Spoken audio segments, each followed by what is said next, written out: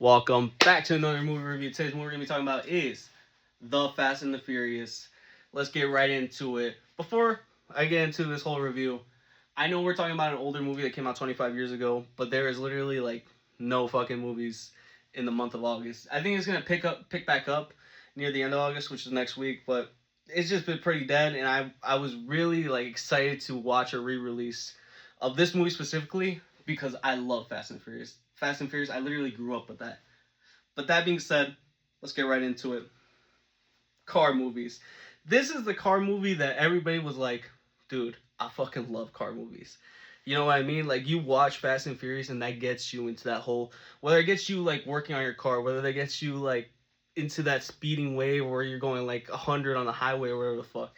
It's just such a great movie to not only like love your car, but to get you in that genre of like cars and movies where it's such a perfect entertainment. And I think that Fast and Furious, especially after a rewatch, man, incredible movie.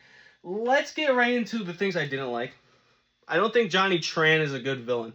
I tried to rewatch it and I tried to kind of look at it through a lens of someone that's never watched the movie before. But Johnny Tran, I mean, he's nothing to like actually be like the villain. Like, there's nothing to be like, oh, Johnny Tran is a fucking threat. Johnny Tran is just a rich baby that gets upset easily in the movie, and then he just has a crazy cousin. I think by the time he gets his ass beat by Dom, it's kind of like, who the fuck is this guy? Like, there's no respect in the guy. Like, I think that's one of my biggest gripes in the movie is where I really feel like just that whole dynamic where it's like you're supposed to feel scared for Johnny Tran, but he's nothing to like cry about. And the races. I mean, when you watch newer Fast and Furious or you watch newer movies, obviously the races are going to be dated. It's 25 years ago. But the races and all this are literally a straight shot. They're entertaining. I do think they're dated, though. Like, they're definitely, like... I think the best race is probably at the end of the movie when it's Paul versus Dominic at the end of the movie.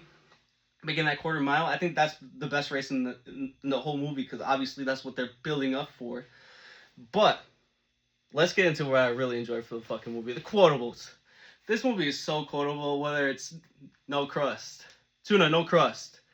And then you got fucking bullshit asshole. No one likes the tuna here. There's just a lot in this movie where it's so quotable. The quarter mile quote.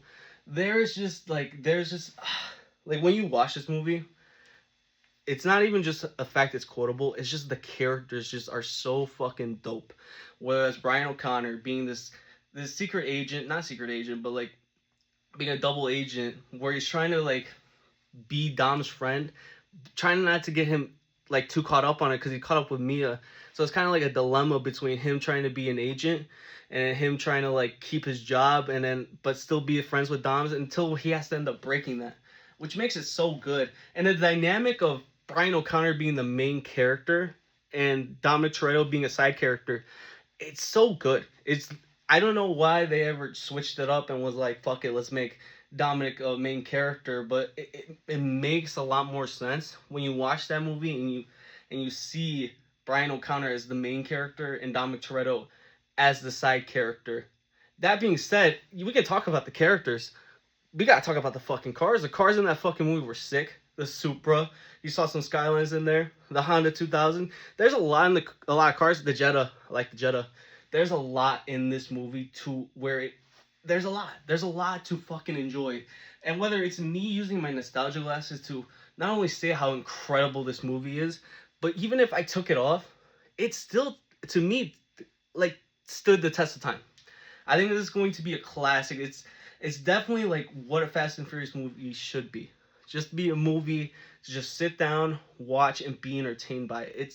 It's such an incredible movie, man. It's definitely like a movie if you never watch. It's something to get into the franchise and go all the way to 7 and then stop. Right after 7, you stop. I think it's the second best Fast and Furious. 5. But where we're at, if you take off the nostalgia glasses, honestly, someone said this was an 8 out of 10 movie. I could believe them. I think it's a really fine movie.